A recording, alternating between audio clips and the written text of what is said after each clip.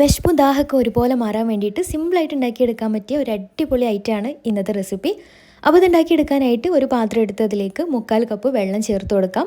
എന്നിട്ട് ഇതിലേക്ക് പാകത്തിന് ഉപ്പും കൂടെ ചേർത്ത് നന്നായിട്ട് തിളച്ച് വരുന്ന സമയത്ത് ഇതിലേക്ക് 1/2 കപ്പ് അരിപ്പൊടി ചേർത്തിട്ട് ലോ ഫ്ലെയിമിൽ ഇട്ടിട്ട് നന്നായിട്ടൊന്ന് മിക്സ് ആക്കിയിട്ട് ഇനി ഇത് വേറൊരു പാത്രത്തിലേക്ക് മാറ്റി ചെറു ചൂടോട് കൂടി തന്നെ നല്ല സോഫ്റ്റായിട്ട് നന്നായിട്ട് തന്നെ കുഴച്ചെടുക്കാം.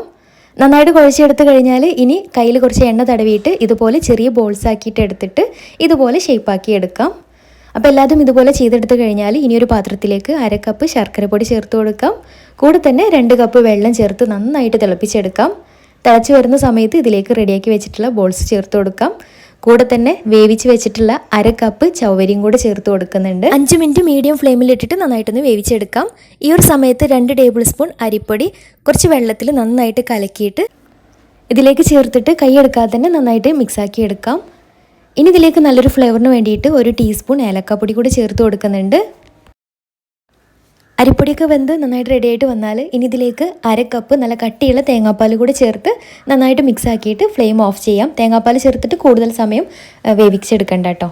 അവസാനം ഇതിലേക്കൊന്ന് കുറച്ച് നെയ്യും തേങ്ങാക്കൊത്തും അണ്ടിപ്പരിപ്പും ഉണക്കമുന്തിരിയും ചേർത്തിട്ടൊന്ന് വറവിട്ടിട്ട് മിക്സ് ആക്കി എടുക്കുന്നുണ്ട്. ഇത്രയേ ഉള്ളൂ. അടിപൊളി ടേസ്റ്റാണ്. തീർച്ചയായിട്ടും ട്രൈ ചെയ്ത് നോക്കാം.